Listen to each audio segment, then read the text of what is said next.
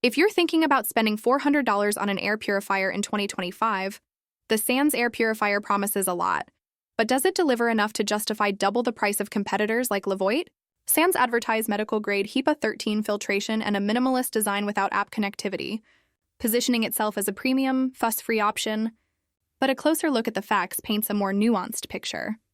Annual filter replacements run about $144, a cost rarely highlighted in marketing materials, and customer reports reveal rattling units, defective parts, and slow, chat-only support that make ownership less seamless than advertised.